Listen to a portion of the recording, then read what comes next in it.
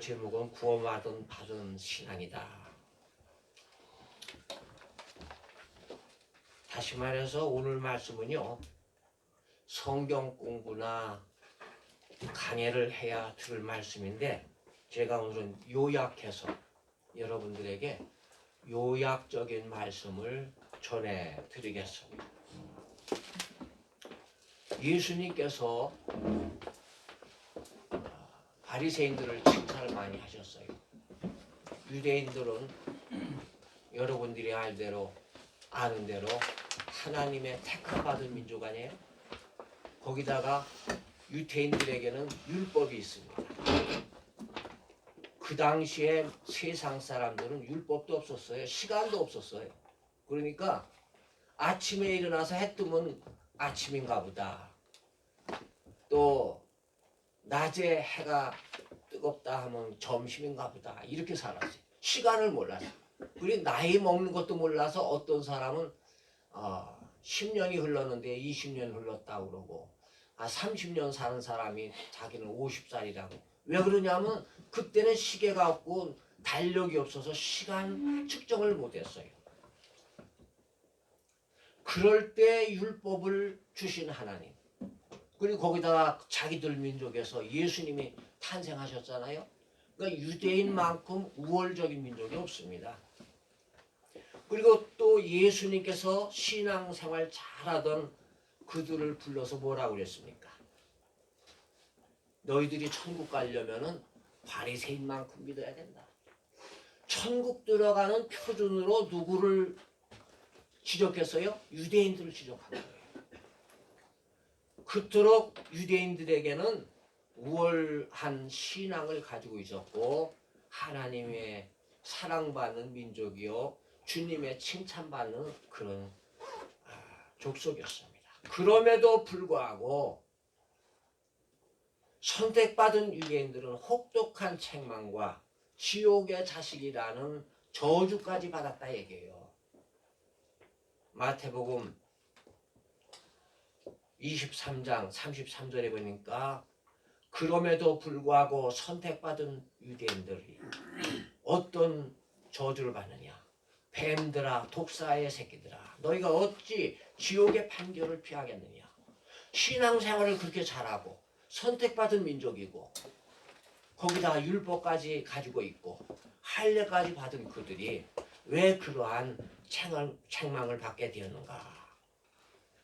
그렇다면 우리 구원받을 기회가 주어진 우리 기독교인들은 어떠합니까? 우리 다 구원받았나요? 교회 모두 열심히 다니고 있으니까 구원받고 영생 얻은 백성이라고 생각하죠? 그런데 아닙니다. 왜 그럴까요? 구원이라고 하는 것은 선택받았다고 되는 게 아니에요. 교회 다닌다고 되는 게 아니라 교회 다녀도 그 사람의 신앙력에 따라서 하나님의 은혜로 구원받는 거예요. 첫째는 하나님의 은혜로 구원받는 거고 그 다음에는 내가 하나님의 은혜에 부합하도록 열심히 노력하는 데 있는 거예요. 그런데 왜 유대인들이 그렇게 인정받는 우월한 신앙에서 저주의 자식이 되었을까? 해답이 마태복음 24장 40절에 보니까 나와요. 그들이 얼마나 우월하고 신앙 잘하는 거 그거로 인해서 못된 신앙을 가진 거예요. 우리가 기독교인이라고 해서 교회 열심히 다닌다고 해서 그것으로 인해서 죄가 없어지는 게 아니에요. 구원받은 사람이 아니에요. 그런데 예수께서 뭐라고 말씀하시는가 하면은 여러분 한번 찾아봐요. 마태복음 24장 40절 한번 다 보겠습니다.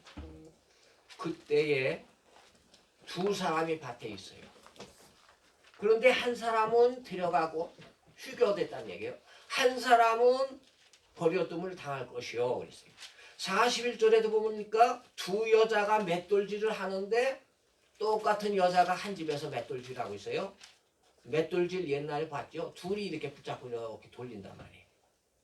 근데 한 사람을 데려가서 휴거 당했는데 한 사람은 내버려뒀단 말이야. 구원받지 못한 거예요. 똑같은 상황, 같은 장소에 둘이 있는데도 한 사람은 구원받아서 하늘로 들림을 받았는데 왜 다른 사람은 똑같은 상황이 있는데 구원받지 못했을까? 그게 중요한 게 아니에요? 오늘 그것 때문에 제가 말씀드리는 거예요. 예.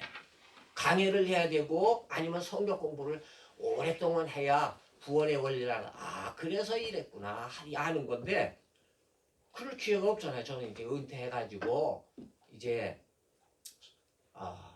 설교할 기회 하나 가지고는 여러분을 구원시킬 수 있는 능력이 없어요.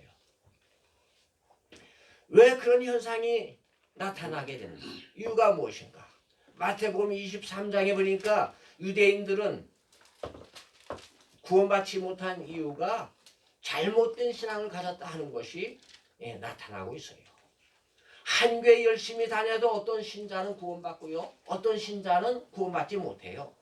그런다는 얘기예요. 예수님께서 비유로 24장에서 말씀하신 거거든요. 그런데 사도 바울도 마찬가지였습니다. 로마서가 왜 나타난 줄 아세요? 많은 사람들이 신앙을 잘못 가지고 있는 거예요.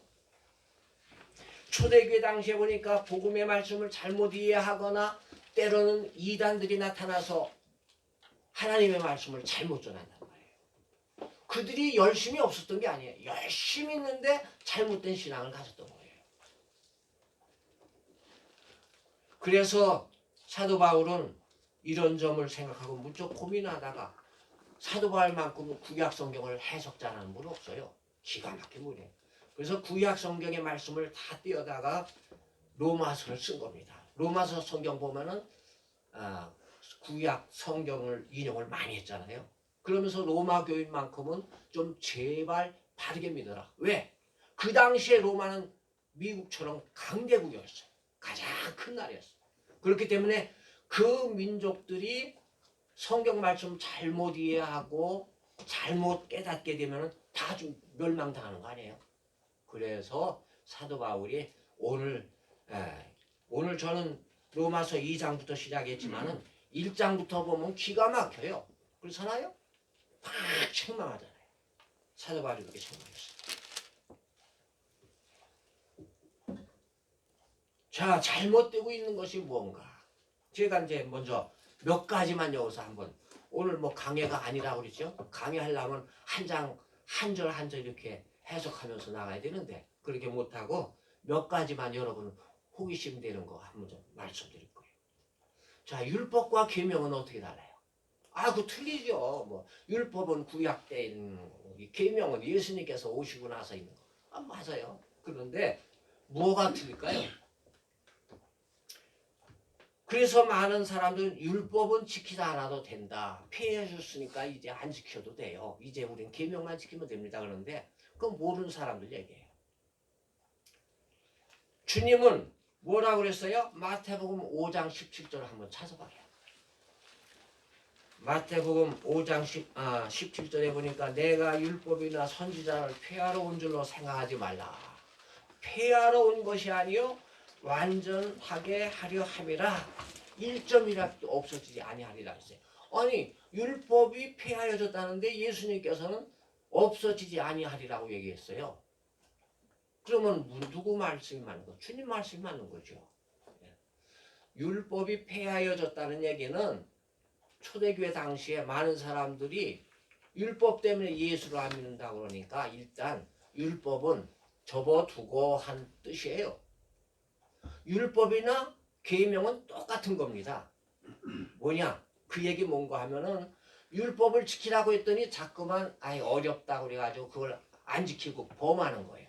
그러니까 예수님께서 그 말씀을 잘 현대화해서 해석한 것이 계명이에요.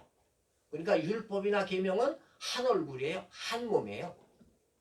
율법은 지켜야 돼요. 없어지지 않는다고 그랬어요. 그런데 사도 바울도 한번 찾아보세요. 로마서 3장 31절에 우리가 2장 읽었으니까 3장으로 가서 3장 31절 봐요. 우리가 믿음으로 말미암아 그러니까 믿음 때문에 율법을 파괴하느냐? 그럴 수 없느니라 그랬어요. 그러면 사도 바울의 말씀이나 예수님의 말씀은 율법은 없애도 된다 얘기예요? 할 수가 없다 얘기예요. 율법은 없어지지 않는다. 도리어 율법을 굳게 세우는 것이 우리의 신앙이다. 그렇게 했습니다. 율법은 구약 백성에게 법이 없을 때요, 신앙을 유지하고 질서를 유지하기 위해서 주어진 거예요. 율법 없어지면 큰일 납니다. 교통사고 왜 나는 줄 아세요? 법을 지키지 않기 때문에. 율법을 안 지켜서 교통사고 나는 거예요. 율법이 성경에 있는 것만 율법이 아니라 모든 법이 다 율법으로 표현되는 겁니다. 우리가 법을 안 지키면 어떻게 돼요? 질서가 문란해져서 나라가 망하는 거예요. 사람들이 법을 지키지 못하니까 주님이 오셔서 율법을 주신 거예요. 계명을 주신 거예요. 그렇게 하시면 되는 거예요. 그러니까 율법은 폐하여졌다고 안 지켜도 된다 하는 말은 그거는 신앙적으로 무식한 것입니다. 율법과 계명은 같은 것이다. 근데 바울이 지적한 또 하나의 아주 독특한 것이 있는데 믿음으로 구원받았다는 자들이에요. 믿음으로. 예수 믿는다고 신앙 고백 한마디 한 것 때문에 자기 구원받았다고 하고선 자기는 천국 간 것처럼 얘기하는 사람이 있어요. 근데 그 사람들이 로마서 10장 10절을 말씀 가지고 그러는 거거든요. 사람이 마음으로 믿어 의에 이르고 입으로 시인하여 구원에 이르나이다. 그래가지고 저는 그런 집사님하고도 한참 싸웠어요. 우리 이 장로님하고 어느 집에 갔었는데 그 집사님들은 장 구원받았대. 그러니까 자기는 천국 가는 게 당연하대. 그러니까 좀 잘못해도 괜찮고 천국 간 사람이니까 뭐 가다가 실수하면 어때? 사람 죽이면 어때? 그 사람 죽이는 건 너무하고 남의 거 좀 훔쳤으면 어때? 그러는 거예요. 구원받았다는 거예요.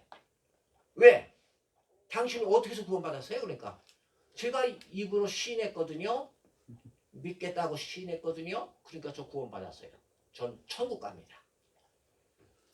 자기 입으로만 예수를 구주로 믿는다고 고백하고 구원받다는 주장을 하는 거예요. 그렇게.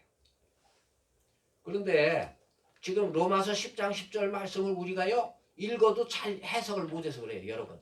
자, 이 말씀 보니까 간단하죠? 입으로만 말하면 구원받았다는 얘기 같죠? 근데 한 가지 빼놨어요. 거기.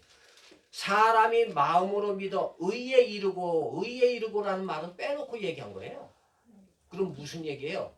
이 말씀을 사도 바울 얘기대로면은 니들이 의로워진 다음에는 그 다음에 제가 예수를 믿습니다 하면 천국 간다는 얘기지, 의로워지지 않기 전에 변화되지 않고 도둑질하던 놈이 와가지고 나 예수 믿습니다 했다 구원받아 천국 가요? 그 얘기 아니거든. 의에 이르고라는 말을 빼놓고 얘기한 거예요. 이런 거를 우리가 간과하고 있어요. 신앙생활에서. 초대교회 신자들에게 예수 그리스도를 구주로 시인하는 것은 목숨 건 거였어요. 의로운 삶이에요. 그건 대단한 거. 우리처럼 내가 가겠습니다 하고 나중에 뒤집는 거 그거 없어요. 로마 병정이 너 예수 믿느냐? 믿습니다. 그러고선 그게 신앙 고백이거든요. 그 말이에요. 로마서 10장 10절은 너 예수 믿는다고 하면은 죽이겠고 안 믿는다 하면 살려주겠다. 안 믿습니다 하면 살려줬어요. 그 당시에. 그건 신앙이 아니에요. 그런데 로마 병정이 와서 너 믿니 안 믿니? 뭐 써놓은 것도 없고 뭐 어떤 예수 믿는다는 표시도 없어요. 말로 지가 말을 하면은 살기도 하고 죽기도 하는데 그래도 믿습니다 하고선 죽었던 거예요. 그게 신앙 고백이에요. 여기처럼 간단히 제가 마음으로 믿어서 입으로 시인합니다. 예수 믿습니다 하는 게 아니에요. 의에 이르고를 빼먹은 거예요. 이걸 빼놓고 그렇게 얘기하면 되나요? 사도 바울이 그걸 얘기한 거예요. 그러니까 용서받았다는 자, 그래서 자기는 용서받아서 깨끗해졌대요. 주님한테 간절히 기도했더니 막 눈물이 나고 막 눈물이 나는 뿐만이 아니라 막 통해 자복하는 말이 나오더니 내 죄 내가 용서해주마 했다는 거예요. 그리고 그 다음부터 자기 죄가 없대. 그런 영화도 있었죠. 어떤 여자의 아들을 죽였어요. 도둑질하는 도둑놈이. 그런데 그 도둑놈이 감옥에 갔는데 목사님이 와서 막 예배드리고 해서 막 회개하고 죄사함 받는다니까 회개한다고 그래가지고 너 이제 죄사함 받았다 그래가지고 자기 죄 없다는 거야. 근데 그 어머니가 막 분통나고 화나가지고 가서 도둑놈 어떻게 생겼나 얼굴이나 보자 갔는데 자기는 죄 없다고 그러니까 아니 내 아들 죽여놓고 죄 없다고 그러니까 그 어머니한테 용서를 먼저 받아야 될 거 아니에요? 그런데 자기가 혼자 울고서 회개하고 용서받았다고 하니까 억장이 무너지는 거예요. 예. 우리가 용서받았다고 하는 건 자기 입으로 자기가 자기 죄를 용서했다는 거지 다른 사람이 죄를 끼친 사람한테 용서받은 게 아니잖아요. 주님한테 받은 것도 아니에요. 그런 거는요. 우리가 용서받았다면요. 용서받은 증거가 나타나야 돼요. 생활이 바뀌어야 돼요. 과거의 삶을 모두 버려야 돼요. 그래서 예수님께서는 어떻게 용서받은 걸 알 수 있느냐? 열매를 보고 안다고 그랬어요. 열매를 보면 이 사람이 죄인인지 아닌지 알 수 있다고 그랬어요. 그렇기 때문에 우리가 죄진 사람은요. 열매를 보면 알아요. 그 죄는 지워지는 게 아니에요. 그리고 우리가 죄진 것이 없어진다고요? 없어지지 않아요. 히브리서 6장 4절 이하에 보면은 구원받고 내세를 체험한 다음에 타락하는 자, 죄 짓는 자들은 계속적으로 죄를 짓게 되니까 구원받을 수도 없지만은 용서받지 못한다고 그랬어요. 왜 용서받지 못할까? 예수님을 다시 십자가에 못 박는 거다. 용서라고 하는 건요. 죄를 사함받는다는 것은 대속 때문에 그런 말이 나온 건데 우리가 착각하는 거예요. 대속이라는 게 뭐냐? 우리가 죄를 졌어요. 근데 예수님께서 십자가에 매달려서 못 박혀 죽는 그 고통을 당하면서 우리 죄를 용서해 주겠다고 하셨기 때문에 우리 죄를 용서받은 것뿐이지 죄가 없어진 게 아니에요. 죄는 있어요. 제가 몇 년도더라? 2003년도에 나온 다움이라고 이 컴퓨터에 들어가면 웹사이트 있는데 네이버나 다움이라는 게 있어요. 거기에 나온 그때 당시에 최고상 받은 작품이 있어요. 네티즌이 뽑은 최고상 뭐냐면은 남편이 어느 집에 남편이 바람을 피우는 거예요. 아내는 그게 아주 고통스러운 거예요. 남편이 너무도 못돼서 걔도 아주 굉장히 못돼서 이놈이 얼마나 못된가 보겠다 하고선 나무 판자 크다란 거 하나 갖다 거기다 못을 하나 잘못할 때마다 하나 붙여파는 거예요. 남편이 바람 피울 때도 하나 외도할 때도 하나 남편이 술 마시고 못된 짓 할 때도 하나 때리고 욕설할 때도 하나씩 그냥 나무를 갖다 놓고 거기다 못을 박았어요. 그러니까 하나씩 둘씩 막 늘어나고 있잖아요. 그런데 어느 날 그 아내가 남편을 불렀어요. 여보, 당신이 못된 짓 하고 나한테 폭행할 때마다 못을 하나씩 박았는데 이 나무 판자 이제 더 이상 받을 게 없어. 이거 어떡할까? 어? 이거 봐. 이 판자 이 수많은 못이 네가 한 짓이야. 그리고 막 소리를 쳤어요. 그리고 그날 이제 지나간 거예요. 근데 그날 밤에 이 남편이 보니까 남편이 한 번 잘못 저지를 때는 자기가 한 번 잘못한 줄 알아. 근데 그가 합산을 안 한 거야. 평생 동안 막 못된 짓 하는 게 이렇게 많은 줄 몰랐다. 엉엉 울면서 소리를 내어서 울면서 회개했다는 거예요. 그 다음부터 남편이 변하기 시작했습니다. 내가 이렇게 못된 놈이었구나. 지극히 아내를 이제 사랑하기 시작했고 그 다음에 자녀들을 돌보고 가정에 성실했어요. 근데 어느 날 또 갑자기 아내가 부르는 거예요. 여보, 일로 와봐요. 부르니까 자기 남편 못된 짓 할 때 못 박았던 나무를 보여주면서 당신이 못된 짓을 할 때 내가 못을 이렇게 잔뜩 박았는데 이제 사람 변해서 새 사람 됐다고 해서 하나씩 뽑았더니 이제 다 없어졌어요. 그러니까 그 남편이 뭐라고 말합니까? 아니요. 못은 다 하나씩 뺐다 할지라도 못 박힌 자국은 그대로 남았지 않소. 그랬다는 거예요. 우리가 죄를 지었지만은 용서받은 것으로 죄는 사함을 받았다고 하지만 죄의 흔적은 그대로 남아있다는 거예요. 우리가 죄를 지은 거는요, 죽어서 백보자 심판대에 갔을 때 그 자리에서 내놓는 겁니다. 그러니까 사도 바울이 지적하는 잘못된 신앙이 거기에 있는 거예요. 우리는 선택된 민족이다. 율법을 가졌다. 우리 민족 중에서 우리 조상 중에서 메시아가 있다 하기 때문에 죄를 져도 괜찮은 줄로 아는 거예요. 우리 교회 다니면서요. 교회 다니기 때문에 죄가 다 탕감돼서 이제 나는 천국 가니까 못된 짓 해도 괜찮다. 뭐 조금 정도 내가 뭐 남이 거 사기쳐도 괜찮겠지 이렇게 생각하는 신앙인이 있습니다. 없겠어요? 많죠. 교회 다니면서 좀 선행하고 봉사했으면 그런 줄 아는데요. 그거 잘못된 생각입니다. 죄라는 것은 절대로 지워지는 게 아니라 해결하지 않으면 그대로 남아있게 돼요. 세월 지나가서 기억이 안 난다고 죄가 없어진 줄 안다. 기억이 안 나는데 그러면 죄가 없는 줄 아는데 아니에요. 그냥 그대로 남아있어요. 그러면 왜 유대인이 그렇게 잘못된 신앙을 가졌느냐? 4절에 보니까 거기에 나왔더라고요.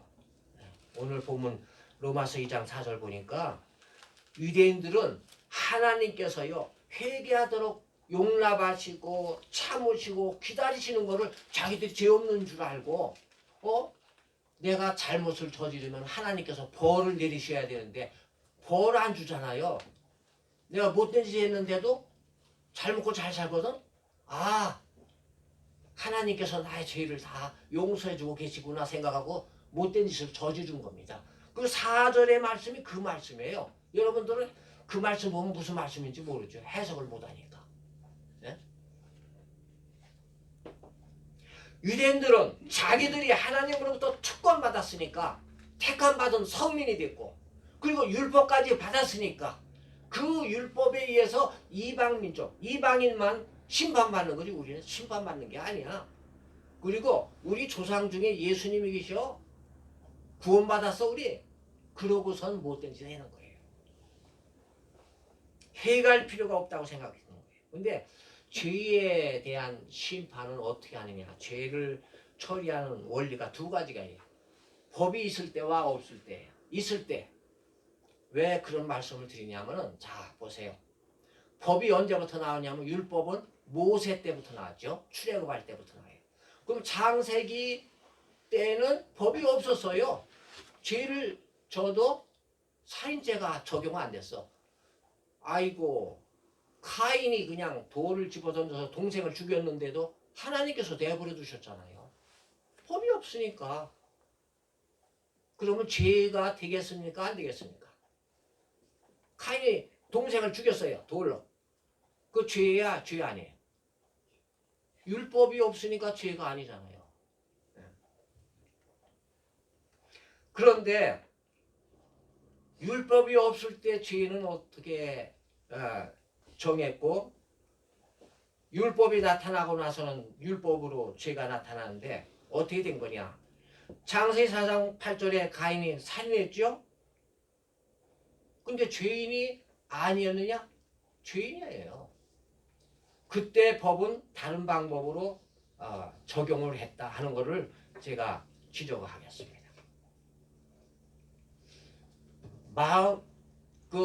율법이 없을 때를 먼저 볼까요? 율법이 없을 때는 마음의 법이 있었어요. 마음의 법으로 죄를 저지른 자가 내가 지금 나쁜 짓을 했는데 스스로 판단해서 내가 죄를 졌구나 하면 그게 죄예요. 근데 마음이 완고해져 가지고 죄를 깨닫지 못해요. 잘못을 저지르고도 잘못인 줄 몰라. 요즘 세상에 그런 사람 많아요. 뭐 지나가다가 돌 집어던지고 사람 죽이고도 죄인 줄 모른다고요. 그 무속자 여기 저 다운타운에 홈레스들이 사람을 죽이고도 자기 잘못한 줄 몰라요. 왜 그래요? 죄인 줄 모르거든요. 그래서 창세기 6장 5절에 보면 여호와께서 사람의 죄악이 세상에 가득함과 그 마음에 생각하는 모든 게 항상 악할 뿐임을 보시고 굉장히 슬퍼하셨다 그러죠. 예. 마음에 생각하는 모든 게 악하면은 자기 악을 저지르도 악인 줄 몰라요. 그래서 악할 뿐임을 보셨다 그런 거예요. 이때는 마음이 죄를 짓고 있는데 그 죄를 이 사람들이 못 깨달은 거예요. 그러니까 율법 없던 에덴 동산에서 모세 이전까지 사람은 마음의 법으로 다스렸어요. 근데 마음의 법을 여러분이 뭔지를 알려드릴게요.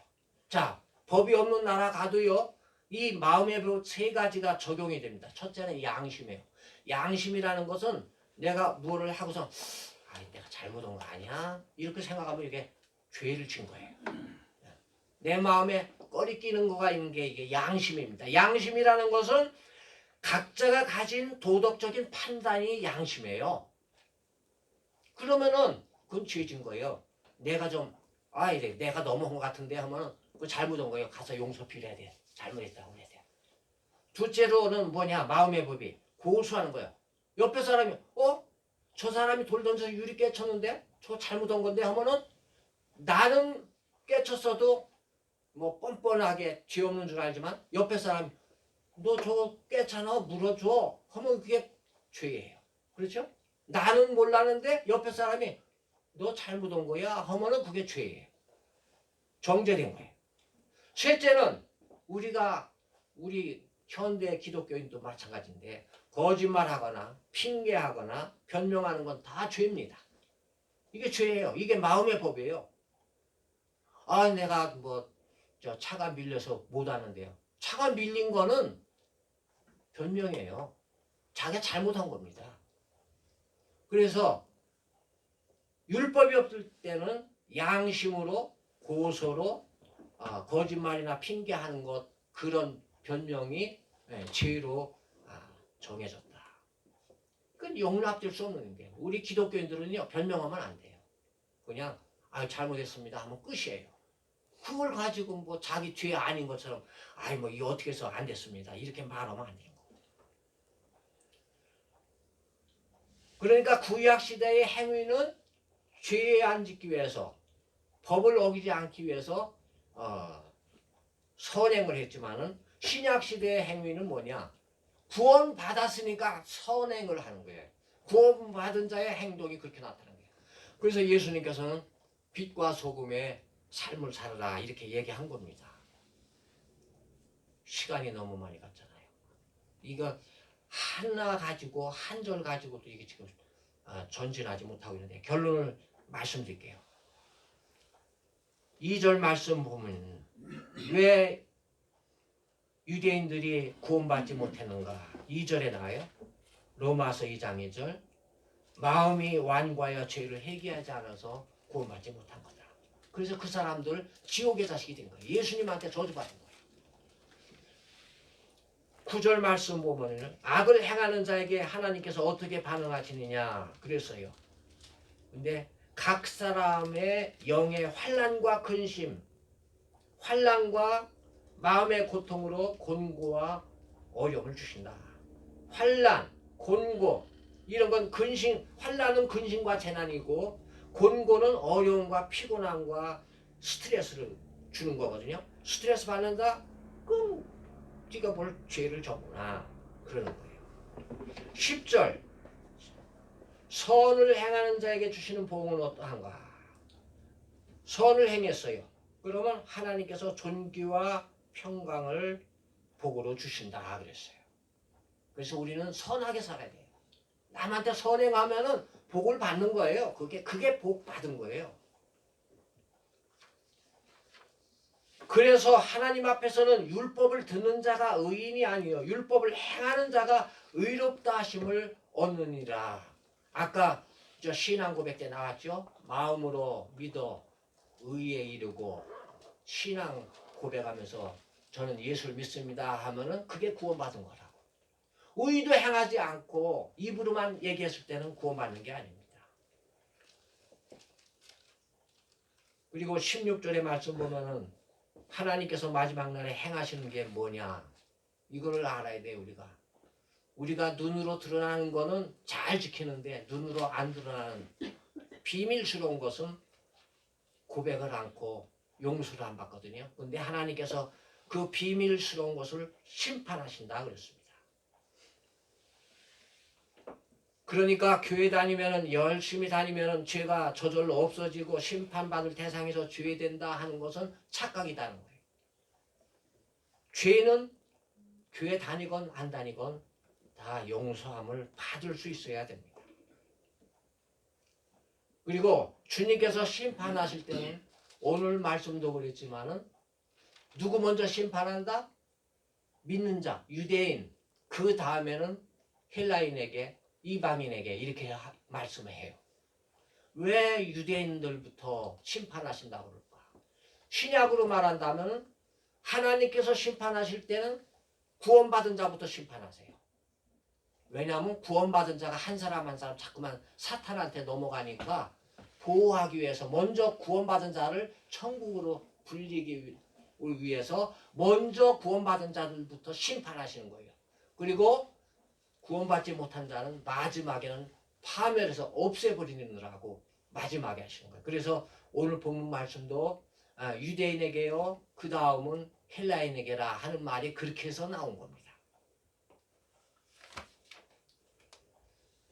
어떤 교회는 교회 다니는데 책임과 의무를 싣고 편하게 예수 믿고 싶다고 해서 언쟁을 한 적이 있었는데 우리가 책임과 의무를 다해야 하는 신앙인이 돼야 되고 죄가 있으면 회개해야 되는 신앙인이 되어야 한다. 그래야 사도 바울이 걱정하던 로마서와 같은 성경 기록 안 된다 하는 것을 우리가 오늘 이 시간에 기억하시기 바랍니다.